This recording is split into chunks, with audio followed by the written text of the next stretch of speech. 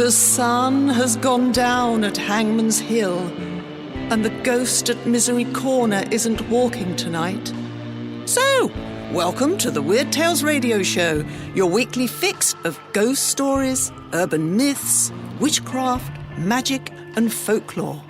And now, here's your host, writer, award-winning journalist, best-selling author, and sometime werewolf hunter, Charles Christian. Hello and welcome to another episode of the Weird Tales Radio Show with me, Charles Christian. And it's yet another big interview this week, so big I've left myself almost no time to say anything other than hello and goodbye. This time our guest is Jonathan Ferguson, the Keeper of Firearms and Artillery at the UK's National Firearms Centre, which is part of the Royal Armouries Museum in Leeds. And he is taking us on a whistle-stop tour of very dangerous toys for boys. Not only discussing the 27,000 plus pistols, rifles and machine guns in the museum's collection, but also discussing how they are depicted accurately or otherwise in movies, TV series and computer gaming. Jonathan, who is also the associate editor of Armax, the Journal of Contemporary Arms, began his career as an archaeology student before moving over to the museum sector, going to the Royal Armouries in 2009. His research interests include the use and effect of firearms, both historic and contemporary, their popular perception, mythology, and their depiction in mass media. And he's appeared on numerous TV documentaries, including the History Channel's Sean Bean's Waterloo. More recently, he began making a series of YouTube shorts on the Royal Armouries channel, covering all aspects of firearms, including some of history's curios, one-offs, and knockoffs.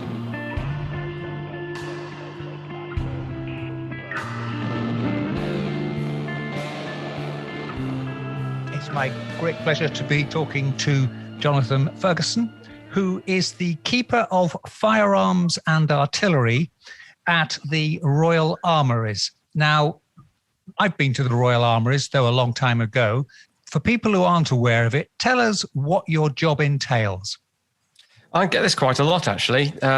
What do you do all day? Not least from my wife, who thinks I play with guns all day. Myself and my small team are responsible for the sort of knowledge side of things as it pertains to guns, large and small. So we have a curator of artillery down at Fort Nelson who deals with the big guns.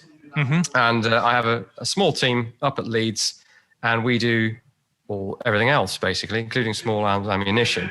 So in terms of what that entails on a day-to-day basis, it's research, writing, public inquiries, exhibition work, online stuff, and important housekeeping things like cataloguing, documentation, the sort of, measurements and photographs, and then the research feeds into that as well. So it's our job to know as much as possible about everything that we have as far as we can. And I've also been doing quite a bit online on YouTube and the like lately as well, just to sort of try and get us and the collection out there, especially while we've been shut, but we are open again, thankfully. Looking at your bio, I saw that you originally studied as an archaeologist. Now, I appreciate archaeologists do a lot more than digging in holes, pulling up bits of dead Romans and things, but how did you get into the firearms thing? It seems a bit of a jump. I mean, I must admit, when I first saw your videos, I assumed that perhaps, without doing any research, I assumed perhaps you were ex-military or something of that nature. Yeah, that's a common assumption as well. And in fact, some of my colleagues outside my curatorial team are ex-military because of some of the work that we do, being a sort of an arm's length government body, if you like. But on the museum side, our backgrounds vary. So the sort of discipline, the field, is arms and armour. And firearms are a subset of that, as is artillery. And there is no sort of one-stop shop to go and study that. There was for a time at the University of Hull. There was an arms and armour undergraduate course set up with our help. And that's sadly no more. But one of my curators graduated from that course. Aside from that, we have a variety of backgrounds. We have a couple of arts historians, a couple of archaeologists like me, Military historians sort of gravitate this way, unsurprisingly. And then sort of people who've done, I won't say generic history degrees, but less specific history qualifications. So a range of backgrounds. And my way in was archaeology. And I was thinking of being a field archaeologist, but I must admit that a roof over my head and not getting covered in mud all the time appealed.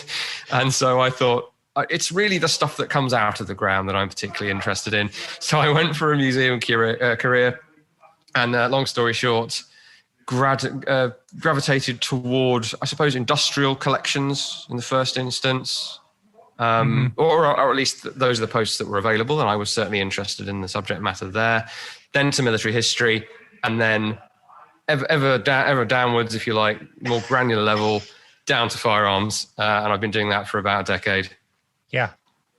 Now, one of the things that is intriguing, and I've seen comments on your YouTube channel, and we'll obviously give the links to it in the metadata and at the end of the show, is that as you know, the commentators say, you seem to have the dream job of playing with exotic firearms all day. Is that the case? I mean, you seem to have this huge. How many firearms? We're talking pistols and rifles and machine guns and things. How many firearms does the Armouries have? It's the last detailed count that I did, because we have them in different cataloguing categories, and it's not as straightforward as you'd think to just check the latest total. Yeah. The last total I got several years ago was 26,003, which stuck in my head for some reason. But it's rather more than that. It's more like 27,000, I think, all told. Yeah. Because we have things like handling collections, as other museums do as well, and things out on loan. And as to the dream job, absolutely. I don't take it for granted for a moment. I'm very fortunate to be not only in a field that I'm very interested in and would be glad to be working in if I was looking after teapots, or coins or whatever, I'd still be happy. But I'm extra happy because it's one of the areas that I have always been interested in. So it's the classic sort of boy stuff of trains, planes, automobiles, dangerous animals, guns, swords, all that stuff. Always been my strongest interests, and this is one of the top. If you came to 12-year-old me and said, "What would you like to be doing?" I wouldn't even have thought of this at that point, but I'm he'd be very pleased.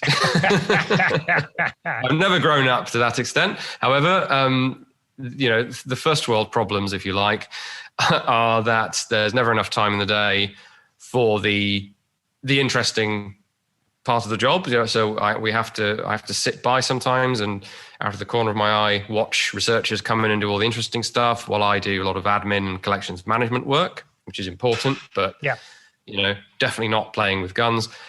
But I certainly get the opportunity, and I make the opportunity to do so wherever I can. So in the last 5 or so years, I've published more than I did in the first 5, as I became more aware that. And to be fair, my institution, the Royal Armouries, has been very supportive of us all doing research and publishing, and that's the way to really get meaningful playing with things, if you like, not playing, scholarly analysis and study. That's the great thing, because it's one thing to look at something and not really know what you're looking at. It's quite another to really dive into it, assess it on its own terms as a 3D object, and go away and look at the published literature. We have an archive that came with a lot of the more modern, by which I mean 1850s onwards, material here. And so you can really build quite an amazing picture of a given object or type of object. And of course, the gold-plated result is if you also have a known human connection as well. So you know who owned it, possibly what they did with it. All of that comes together to make the sort of the perfect, whether it's a display or an article. Where do these guns come from? I mean, obviously the military ones are almost, if you like, army surplus and are available from, if you like, legitimate channels. But where do some of the more obscure ones come from? I mean, you had your most recent one was of an English version of an Italian bicycle machine gun from World War One. Yeah, excellent question. Yeah, so in that's a good example, because that was collected by a sort of predecessor organization, the Ministry of Defence Pattern Room, which people may have heard of or may have read of if they're into this stuff. Mm-hmm. And that was really one of three, but it was the biggest and best MOD reference collections, and they would get stuff from all over the place, and they had the means to do, literally go and get it from sandy places or wherever it might have been found during a conflict or something, or after it, and also to sort of exchange if necessary, which we, as a modern museum, we can no longer do. So, but they could swap, say, I don't know, a generic Sten gun or pile of them to a given organization or individual, legitimate collector or otherwise, and get something super unique and important. And I don't actually know without checking how the pattern room ended up with that machine gun you're talking about. Yeah. But it was, actually, no, sorry, I do. It was a trials weapon. So that wasn't sort of acquired from outside to the MOD and then acquired by us as a big job lot, if you like, which is what happened with that collection, which doubled our holdings of firearms overnight, by the way, in 2005, when we acquired that pattern room collection. But in that specific case, being ex-trials, it would have been in the system, in the MOD system, and the pattern room was a known entity, and the custodian there actively went around looking for things, had all the contacts, and someone would have gone, "Oh, do you want this?" And he'd said yes. Or he'd have seen it somewhere and gone, "I'm having that." And by hook or by crook, he'd have got hold of it. So yes, sometimes we don't quite know what the ultimate, source of something was. But with that kind of material, it's either ex-trials or it's, legally acquired war booty, if you like, from a conflict zone. Mm-hmm. Things are donated. We still get people finding things in their attic. Yeah. Often that stuff we're a bit too, the expression is well served. When I put in the email, I'm very sorry, but we are well served for Webley Mark 6 revolvers or Lugers. But having said that, in my time we've acquired several like that because they came with such great history. Right. One of the Lugers came with a portrait photo of the guy that captured it and used it to shoot a German officer that was trying to kill him. And other items. There's actually a silver cigarette case with a bullet hole through it, which the donor is hanging on to for the time being, but has promised us in future. And various documents relating to his service, so you can build a bit more of a history. Yeah. But they really do come from all over the place. The police are a major source for us today because we're no longer, the collection is no longer MOD and it's no longer an arm of government per se. We are sort of, an arm's length body, if you like. So we can't just dial into the system and order up a new SA-80 or something. We have to go through the external contacts. Yeah, it's a big part of the job. Even if we don't have a huge budget to go out and buy stuff, to actually try and get the stuff, and a lot of the police are very busy. They don't necessarily know about us.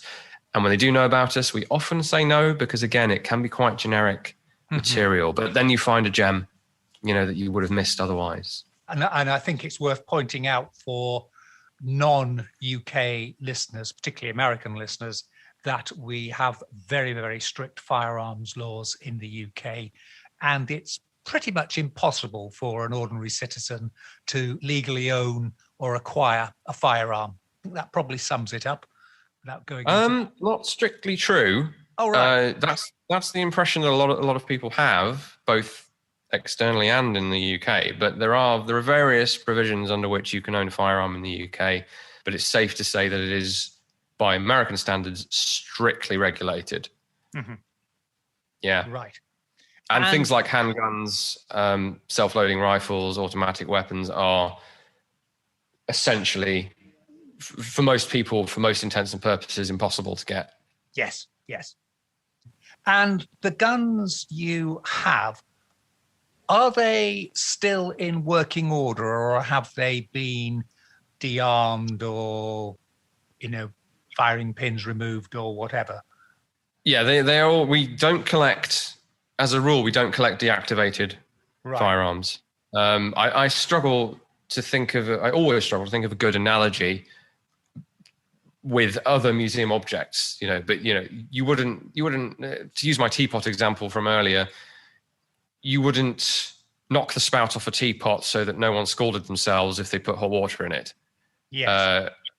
That and that's a little specious, but it's not a million miles away from because we have all of the security provisions that we do, that's not too far away from the truth in terms of we do not want to cut the bolt in half, slot the barrel, weld metal into a modern deactivated firearm in the UK is a welded solid lump, and you lose a tremendous amount of sort of evidential value in terms of how it works, interpretive value in the same way. You won't ever be able to show someone how the thing loads, what the technical advantages, pros and cons are of that design, and various minor details that are perhaps only of interest to those of us that study the field. Yeah. But nonetheless, you lose all of those if you deactivate. And so, often it's funny in our stores here when we do get researchers from places like the States, and they'll come and stand in awe,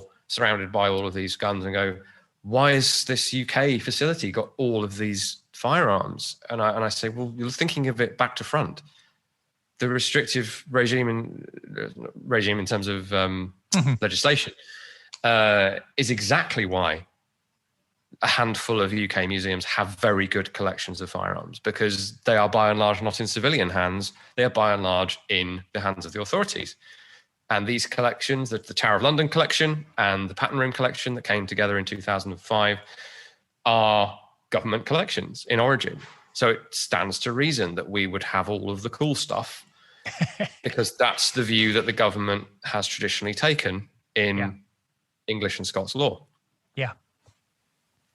Now, one of the things I find intriguing with some of your videos is that you're not just talking about, here's an interesting gun and this is the history and this is what we know about it, but you also cross over, if you like, into the world of fiction, movies, and even games. And you were recently reviewing a new World War II war game, and you were sort of assessing the weapons that were being fired, and you also assessed the weapons in Old West games and zombie killing games and the like. How's the connection there? Are you, in your spare time, you're a gamer as well? Yes, although I think that personal connection is also a general connection. And there's a thread running through this conversation that often does come up, which is that in particular countries where there is not a gun culture, and I don't put any negative or positive spin on that phrase. Gun culture literally should mean a society, how a society views guns. Is it a positive, permissive society for them? Is it restrictive, like this one? Mm-hmm. And in countries that don't have a gun culture, and we have one here, but it's relatively small and restricted, as discussed. In a society that doesn't have a sort of organic gun culture, there's a particular, your only way in to the subject probably are books, non-fiction or fiction, and of course, movies. The previous generation that looked after this stuff loved their cowboy movies, grew up watching those. Mm-hmm. Some of them got into the subject through those. War movies, of course, likewise. And the current generations, myself included, I'm getting on now, came up on video games as well. So some more modern action movies and sci-fi, perhaps more so than previous generations. And then that whole world of video gaming. And so all those different media are the way you tend to encounter the subject. And I don't just mean firearms, but arms and armor in general.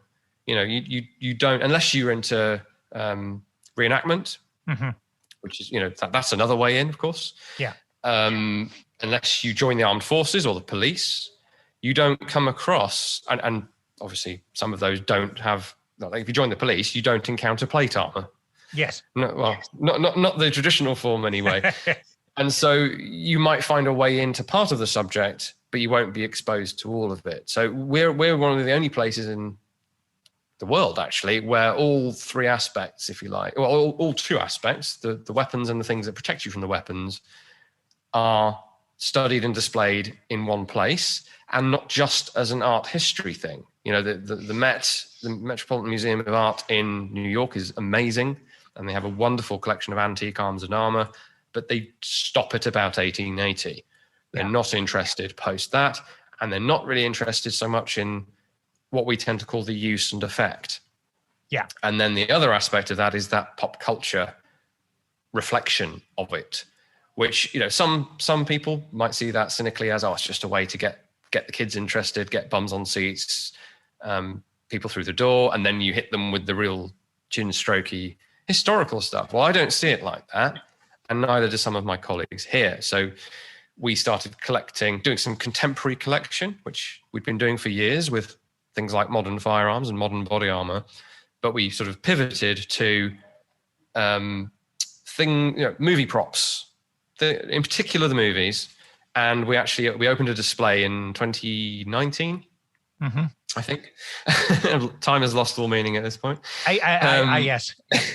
Sometime back in the good old days, pre-COVID, yes. the before times, as I've heard it described, which I think is from an old Star Trek episode. But anyway, so the culmination of that sort of 4-year project was to open a permanent display here at Leeds of arms and armor from the movies.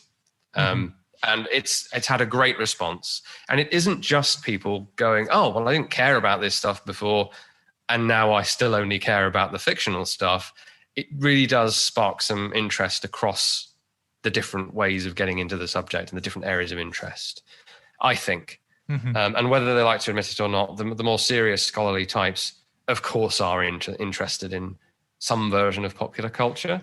It's just traditionally we have hived them off separately, whereas I see it all as a continuity. In fact, in that display, we start you off with the Eglinton tournament, which took place in the 1830s and was one of the sort of first modern efforts at, nostalgia, representing the medieval period, getting dressed up in armor, recreating realistic props. That's almost the beginning. And of course, there's the world of theatre, and then the movies and the rest of it. So to us, it's a valid part of our subject. And I know people like the V&A see it as a valid part of art, and other museums have seen the light on that as well. Now, turning to those, how realistic in the movies are their depiction of weapons? I mean, the Western cowboys type thing, you could be forgiven for thinking that it was the Colt 45 or nothing, but in fact, it was anything but that almost, wasn't it? I mean, the Colt 45 Peacemaker came on relatively late in the scene, didn't it? It was relatively late. If you take the sort of long view of the 1850s onwards as the Old West, it certainly wasn't the first thing to hand, and it was, although affordable, it was relatively expensive compared to what else was around. And I think even I have been surprised by the work of others showing just what the variety was. There were European, Belgian bulldog revolvers. There were imported British Adams revolvers, and the majority were those sort of, not so much the Adamses or the Colts, but the relatively cheap, what have perhaps been termed later on Saturday night specials, which is actually a term of a somewhat questionable origin. But things that were cheap and affordable, because if you needed a concealable firearm, it was for self-defense, and perhaps you were up to no good, perhaps you were doing it legitimately. It depended, and it depended on your means. Just as you might have a cheaper horse and cart, you might have a cheaper firearm, or if you could afford it, absolutely, you would want one of Colonel Colt's latest But then there are the conversions. So a lot of the more capable sidearms would have been cartridge conversions of the old Colt Navy, Colt Army. And then even when you get into the era of the classic single action Army, 1873 onwards, there's the Schofield break open, various different. I think of it as because it is certainly is today a product, a market of products like any other, and there are certain ones float to the top and become sought after, and then there's a sort of preservation bias as well towards the nice shiny things.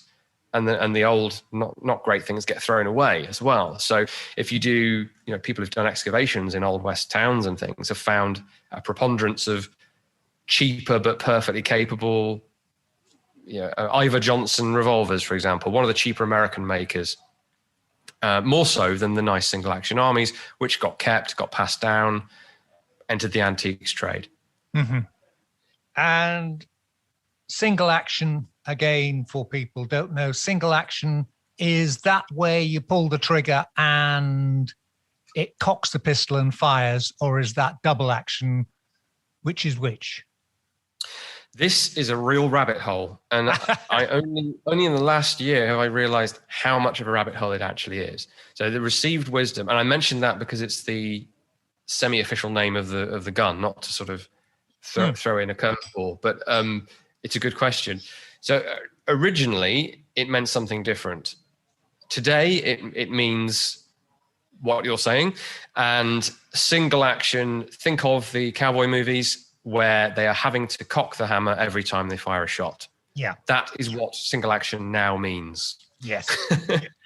Double action, you can just pull the trigger and the hammer goes up on its own and then drops. Yeah. Why is it such a rabbit hole then? Or is... Well, firstly, because it's actually quite hard. Like that, the simple explanation is hopefully straightforward. Yeah. But in terms of the detail, it gets more complex. And then in period, if you read the period sources, that definition doesn't, or rather that delineation doesn't make any sense because they had a different distinction. Double action meant you pull through on the trigger or you can cock it. And that's it still does mean that today, but today it's expanded to cover anything where you pull the trigger and it cocks it. Originally, that was called self-cocking. Right. And so a self-cocking, I did warn you. Yeah. The self-cocking was also single action because you were performing a single action by pulling the trigger. You were performing a single action by cocking the hammer. This is why it gets very complicated very quickly. But so that people know what people are talking about in a modern context, double action is anything where you can just pull the trigger to fire it. Yeah. Which has and if people are wondering why on earth would you do the cowboy thing, that's an excellent question, and I know you didn't ask it, but it's because the double action where you can just pull the trigger like on a semi-automatic pistol. Yeah. Yeah. Think a double action revolver and a semi-automatic pistol function the same as far as the user's concerned. Once you've cocked it, that is. Yeah. The semi-automatic. All you're doing is pull the trigger to fire it. So why on earth would you want single action? And it's because it came first, essentially. Sam Colt patented cocking it first as the way you did it. It was mechanically simpler. It was cheaper. And at least in the States, the early double action attempts got a reputation as being unreliable. And the ones that work, like the Adams revolver that I mentioned earlier, which is beautifully hand finished, were extremely expensive because you needed guys working hundreds of man hours to finesse all the parts to fit together and actually function. Whereas the idea of the Colt was more so that an unskilled person could assemble one on a production line. Right. Gotcha. Didn't quite work that way until later on, but that was the ambition. And certainly Colts were more available, cheaper. They were American made, damn it. And so they dominated the American market. And that's why the classic scenes of thumbing the hammer back or fanning the hammer with your hand, that's why those dominate the cowboy movies. Did they really fan it back? as opposed to, No. I mean, I've seen it in the cowboy movies, and I'm old enough that when I was a kid, toy shops were full of toy guns, some very, very realistic looking ones. And I mean, we'd all be out there playing, shooting each other, doing the fanning the thing. But did they actually do that, or is that one of those myths that's grown up? It's a myth. It's always hard to say definitively, no, something didn't happen. But we do know a bit about the origin of the sort of the golden age of the Old West, i.e., a couple of generations after the Old West had ended, in the 40s. There was a sudden resurgence of interest because it was now old and mysterious and interesting and fun and violent and sexy and all of that. Yeah. And so we see, a resurgence of written stuff, the real sort of beginning of proper cowboy movies that we know and love. Mm-hmm. And something that's not so well known, perhaps outside the States, shooting and collecting of those firearms. So the antiques market for those went through the roof. Reproductions started to be made. Colt themselves brought back that single action army, the 1873, the Peacemaker, whatever you want to call it, brought that back into production for sheer demand. And a whole genre of sports shooting called cowboy action shooting began, which still exists today. And like any form of sport, it goes to the nth degree. People become tremendously competitive. They're after the speed advantage. So holsters change entirely. The guns don't change because there's strict rules about what you can have, but how you operate them, they're literally gaming the system to run these slow to operate things as fast as possible. So you'll see Winchester rifles shot as the lever comes up. So the guys are just blatting away as fast as a semi-automatic rifle. Absolutely incredible. But you wouldn't have done that in the day. Mm-hmm. They're downloading their ammunition so that the recoil isn't too severe so that they can run them faster, because all they're doing is punching holes in paper. Mm-hmm. And this is where fanning the trigger comes in. So competitive sort of action target shooting is they come up with faster ways to shoot the revolvers that way. And then for the trick shooting side of it, which is not, I say it's not so much a sport, but it is done competitively. Mm-hmm. This is where your fast draw comes in. This is why the holsters change. So in the Old West, you had a little soft leather belt holster, almost like a purse. Well, some of them were. Some were more like holsters that we'd recognize today, funnily enough, like a pancake type thing that sits on your belt. Mm-hmm. And it's accessible enough. You get it out when you need it. It sits on your belt when you don't need it. People were not getting into gunfights every 5 seconds in the Old West, strangely enough. But for rapid, fast draw shooting, which then bled back into the movies, you have that classic low slung, probably double holster for 2 pistols. Mm-hmm. You're clearing the leather as fast as you can and getting the hammer back as fast as you can. And what's the fastest way to do that? You fire from the hip and you use your left hand to slap the hammer. I don't think anyone had even thought of doing that in the 1880s. Hmm. Right. And there'd be no need for it. There'd just be no need for wasting expensive ammunition, wearing out your gun, and generally making a scene of yourself by, spamming the gun in that way. You're listening to the Weird Tales radio show with Charles Christian. Yes, because, when you do read accounts of actual Old West gunfights, and as you say, there aren't that many of them, but, the Earp brothers at the OK Corral, they're really quite shambolic, aren't there? There's sort of lots of shooting, but not that much action in terms of hits or wounds and things. Whereas, of course, in the Western movies, we're used to bang, bang, bang, and 3 people are dead on the floor. Yeah. Old West gunfights were much like modern gunfights. Scrappy, violent, but, people would often survive because people would miss. Mm-hmm. If they were struck, they might get to a doctor in time. That's the critical difference, is if you're shot today and you get to a hospital within an hour, you've got a very good chance of surviving a handgun gunfight. Less so in that period. But still, not many shots were fired. They weren't reloading probably at all. If equally, they weren't doing the 18th century formal back-to-back or high noon across a square dueling either, for the most part. There are, a handful of accounts of that going on. Generally, it was, disagreement in a bar or something, although a lot of towns had prohibitions on firearms being brought, into the town limits kind of thing.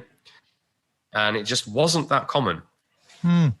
Now, going on to one of the other myths, again showing my childhood obsessions, anything to do with the Second World War, all the Germans are armed with Lugers. True or false? In the Second World War, not all of them, because the Luger was being phased out. The production continued, I should stress, but the intention had been to phase it out. So from 1938, the P-38, which people may have come across from Second World War films, but they would have seen in things like The Man from U.N.C.L.E., because there were lots of them floating around, as there were Lugers and other things. But the P-38 was the much more modern, cheaper to make, more reliable, all-round better German sidearm. And in theory, you'd have put all the Lugers in storage or sold them off or whatever and gone straight over to that. But of course, there's a war on. So you keep using the Lugers you've got and you keep making them because factories are already tooled up to make them. And you have a lot of pistols to supply people with. Officers, machine gun crews carried them, vehicle drivers, signalers, people who don't need a rifle as their primary weapon. There is a surprising number of those people to equip. And then, of course, general staff, you name it, anyone that just needs a self-defense weapon on their hip needs a pistol. So militarily, they're not very significant in the broad scheme of things. But if it's the only weapon you've got, it's vital, and you need hundreds of thousands to millions of them, depending on who you are. So both, sorry, that's a very long-winded answer, but both is the answer. They used the Luger throughout the Second World War, but it was increasingly supplemented by the P-38, which was really the better pistol. Yeah. I mean, that's one of the things that's intriguing, is that you tend to think, it was revolvers. And then in modern times, the automatic pistol, semi-automatic pistol came along. But in fact, the earliest semi-automatics were 1890s, weren't they? It's sort of... Yep. Absolutely. Even the Browning, I mean, that was 1912, or the classic one, isn't it? But I mean, they actually are quite old. Round about so 1902 is where the first sort of working John Browning designs for FN and for Colt start to appear, and instantly become very successful. And the ones just before that you're alluding to, the first commercially viable one is the Burkhardt, designed by Hugo Burkhardt, and is this wonderful steampunk-looking contraption with a huge... It's actually a housing for the spring, and the lock mechanism hangs over the back of your hand, so it looks completely unlike a modern pistol, and wasn't amazing. But the basic mechanical side of that was redesigned by Georg Luger into the Luger, and the Luger emerges in 1900 as well, as in its initial form. Yeah. And alongside that, we've got, in 1896, the Mauser broom handle, the C96, appears and is the first truly successful self-loading pistol, I think it's fair to say. Something I wrote a little book on a few years ago. It's iconic, it's fascinating, and it's another one that straddles pop culture with things like Star Wars and some of the Westerns, where they use it as a sort of futuristic weapon of the era,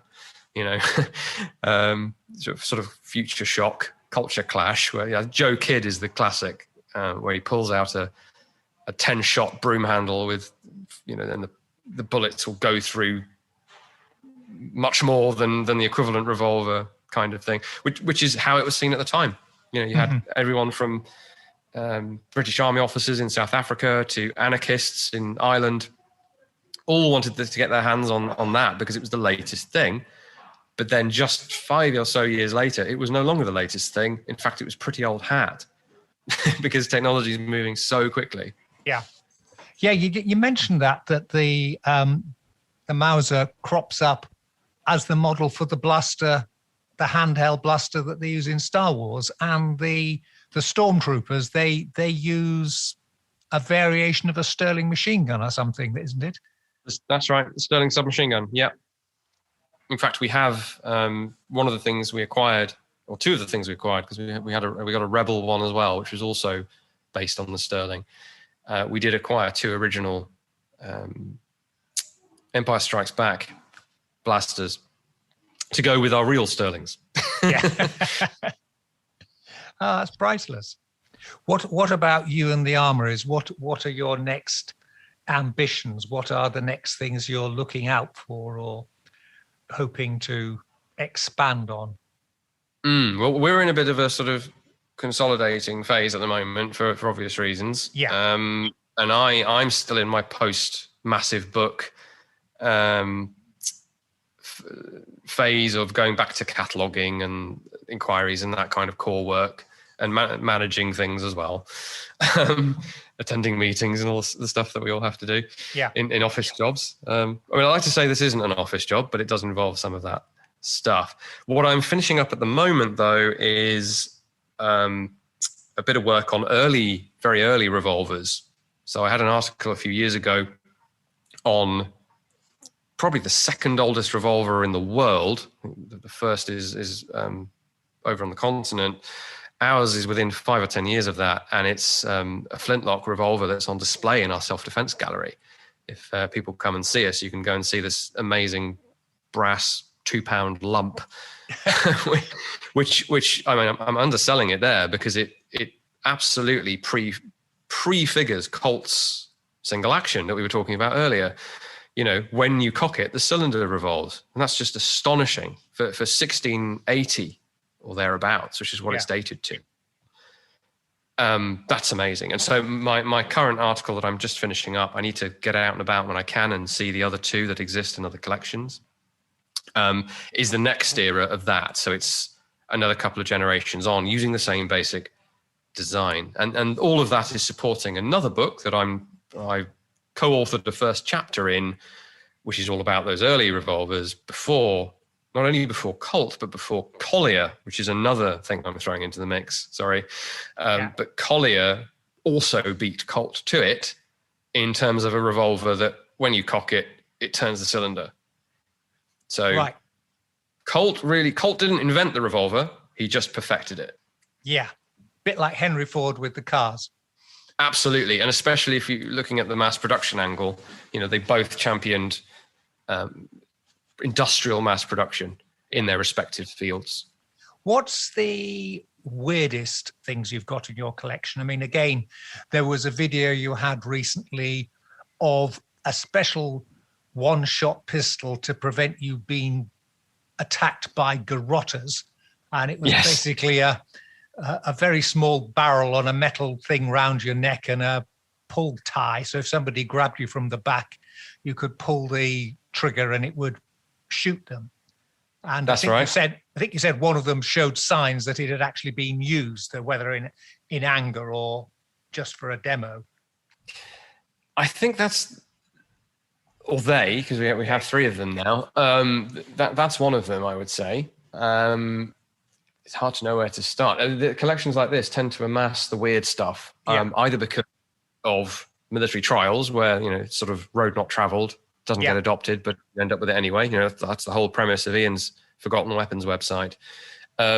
Or because they're just of interest, and museum visitors or visitors to the old MOD collection would have thrilled to see, you know, some of the weird stuff. So you always end up with, in fact, there's a whole sort of sub-genre called Firearms Curiosa. There's a book of that title, in fact. And include, you know, things like patents for a gun that you wear on a helmet on your head, so it sticks out of your forehead. Just ridiculous stuff. that was never made, as far as I know. But the chap who wrote that book poses in the front pages of it. People may have seen this picture online with a breastplate covered in flip-down pistol barrels that was built. So you literally had a barrage of shots you could fire from your breast. Just crazy. We don't have that, but we do have a good line in things like pen guns. In fact, we have a gold-plated pen gun that belonged to Lord Mountbatten. that we purchased a few years ago, which is pretty amazing, and has that historical connection as well. One of my favorite things, which I wrote it up in a sort of somewhat academic fashion as well, but there's a version on the Firearm blog that you can Google up as well, is, I keep using the word steampunk for things. It's not strictly accurate if you know your fiction, but it's the back half is a Martini Henry rifle, the front half is a grenade launcher.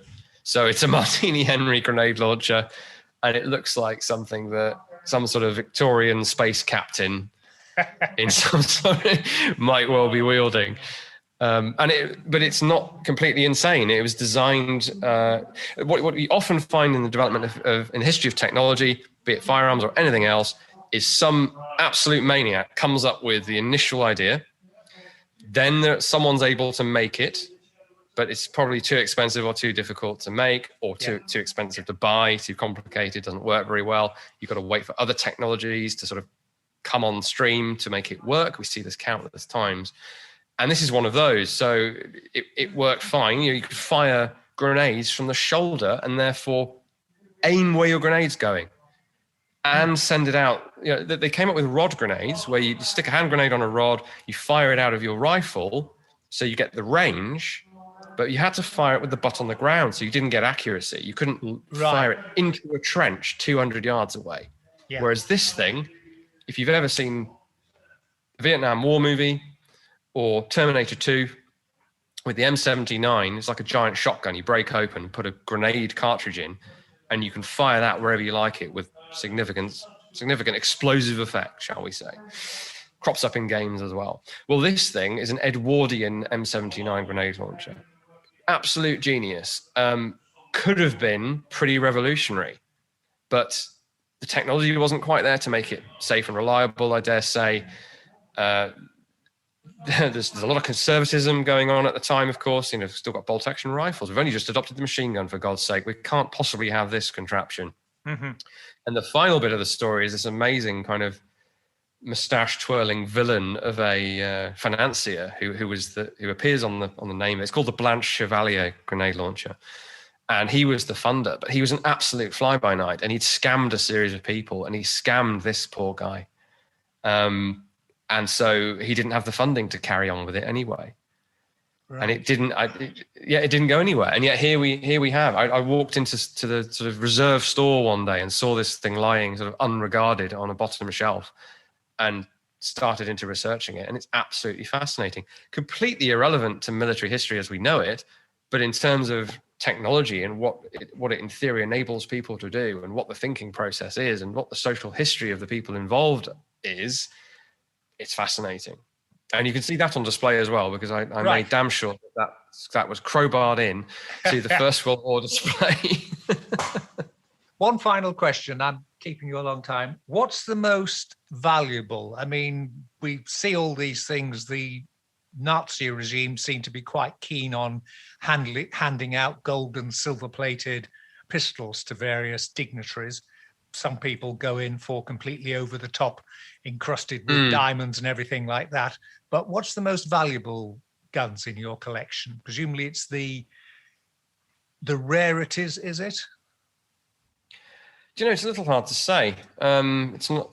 It sounds trite, but it's not how we tend to think of the things. Probably, it would be one of Henry VIII's guns. Right. In a God forbid if the whole thing fell apart and we were forced somehow to sell something, because that's the only time you would ever be able to get a meaningful market value for these things. Yeah. I mean, that would be in, I don't know, tens of millions. I genuinely don't know what it's worth. It has an insurance value for indemnity purposes, but I don't know what the market value would be. And we have two of those, as we're talking about firearms, and they're both breech loaders. You can find pictures of both on our collections website if you have a look, and they're both on display at the Tower of London in the White Tower. I'm not quite sure yet whether you can get back in there or not, I must admit. But all of the arms and armour at the Tower of London is still ours. Mm-hmm. And these are, they're ahead of their time. They're not rifles. People look at them and go, oh, they're there must be rifles. Wasn't really necessary with a very well-made smooth bore for the sort of work they were used for, which was target shooting at relatively close range and shooting birds on the ground or off branches at relatively close range. So it was precise out to a short distance, if that makes sense. That does, yes. But having said that, they have full sets of sights, and you pull the sight back and it unlatches the breech. You flip the breech open. It's very much like the Snyder rifle from 2 centuries later, 4 centuries later. I can't count. Yes. Only it doesn't have, again, this is where technology is contingent on itself. So you can't load it with a modern centerfire cartridge because they hadn't been invented, but you could load it with a reloadable chamber. So you loaded it like a little mini musket with powder and bullet. You could potentially have a load of them on standby or even in a bandolier, in theory. Slot one in, close it up, make sure your lit match is lit. And then when you pull the trigger, the match goes into the pan and fires that cartridge. Flip it open, pull out the cartridge, load the next one. So Henry VIII would have been one of probably a handful of people around the world in the 1530s and 40s that had firearms technology of that nature. And they're also, they're in a bit of a state, unsurprisingly, that at that age, having knocked around unloved for a couple of hundred years before the tower started operating a bit like a museum. But they are, they were beautifully carved wooden stocks, beautifully hand-filed barrels, lots of detail, iconography on there, gilding. One of them had a velvet cheek piece on it originally because we have the inventories down at the tower that list them. So we have various valuable and important things, but for me, it's probably those two. We call them handguns in the original sense of a portable firearm. Right. Or it's an arquebus, if you want to call it something technical. One question I meant to ask you when we're talking about TV shows and movies. When the latest Romeo and Juliet movie came out with Leonardo DiCaprio, in the gang fights, they were firing their pistols sideways over. And I've then seen it in lots of gangster movies, etc., that it becomes a fashion that you fire your pistol, if you like, the wrong way round. Am I right in thinking that's just bonkers and that you'd have very little control over them? Well, this is, he's sort of disappeared from the public eye a bit, but I used to follow a scientist / science communicator called Ben Goldacre. And he had a T-shirt at one point that said, "I think you'll find it's more complicated than that." and that's almost become a motto for me, because what we often see in all technical fields, people will scoff one way or the other and say, "No, that absolutely never happened," or, "Oh yes, this was the way it was always done." And the truth's usually somewhere in between. There are some things that just outright didn't happen, or at the very least we have zero evidence for, like fanning the hammer on a revolver. Can't rule it out, but it probably didn't happen. Well, this one is the modern trend that was reflected in that film, because they were obviously mashing up Shakespeare with modern gang culture. Yeah. So that was already a thing in the 90s, was that you would hold your pistol to one side. So that is absolutely unrelated to what I'm about to tell you, I should stress. So it's really more of a convergent evolution thing, if you like, than any kind of connection. It's not that it's always been done and it's carried right through to the streets of Compton or whatever. It's not that. But so the way the gangsters do it, absolutely pointless, counterproductive. Chances are you're going to miss, especially as they don't tend to even try and use the sights when they do that. It's a posturing thing. It's absolutely a display thing, a macho, look at me, I'm projecting power. It's like throwing a punch in a sort of stylized way. That's really what that is. I'm sure there's some sociology that could be done on that. There is an historical parallel, which is what I'm kind of skirting around, in cavalry use of pistols going back to the 17th century. And we have artistic depictions from the wars in Sweden in the 1630s, 30 Years' War period. And later in the cavalry units around the Napoleonic period. So from that whole swathe of history, cavalry would cant their pistols to one side. And we don't entirely know why. We know in a modern context it's done for fashion reasons, as you rightly identified. There's probably an element of that here as well. But there's no way that a modern gangster saw an engraving from the 1630s and went, I'm going to fire my Glock like that. These are wheel lock and early flintlock pistols, and they're holding them to one side. So various theories. To cut to the chase, my preferred theory is that they are using them like they use a sword. When you hold a cavalry sword or saber, you cant the wrist to present the point. It's just a biomechanical advantage to turn the arm like that as you thrust. And I think they are mimicking that, or they are consciously doing that because they feel it works the same way, because these things were fired at basically contact range. Yes, you weren't thrusting the point into the enemy, but you were throwing the bullet into him from a few feet. Right. Or even, some historical sources say you should touch the muzzle of your pistol to your enemy when you pull the trigger to be sure of killing them. You only get one shot. Yes. Which seems odd, because why not use a sword? But obviously a 50 to 70 caliber pistol bullet crashing through your body does tend to do more damage than a narrow sword point does. So that may have been the logic. Yeah. Fascinating sort of historical parallel. But yeah, if you see that now, it's purely a fashion thing. Right. Oh, that's brilliant.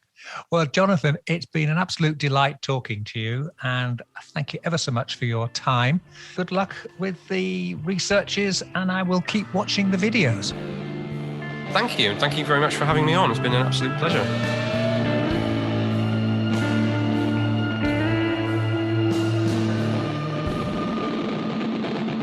Once again, a big thank you to this week's guest, Jonathan Ferguson. You can find everything you need to know about the Royal Armouries at https://royalarmouries.org and on the YouTube Royal Armouries channel. We'll have the full links available online. Now it just remains for me to say, this is Charles Christian saying thank you so much for listening in. Please join me again next week for more weird tales in weird times. Until then, stay well, stay weird. Goodbye. Black Shuck, the demon dog of East Anglia, is baying at the moon, which means it's time for us to go. You've been listening to the Weird Tales radio show with Charles Christian, your weekly fix of ghost stories, urban myths, witchcraft, folklore, and the paranormal. You can keep in touch with us online at www.urbanfantasist.com, by email to urbanfantasist@icloud.com, and on Twitter @urbanfantasist. Join us again next week for another edition of the Weird Tales radio show. Goodbye.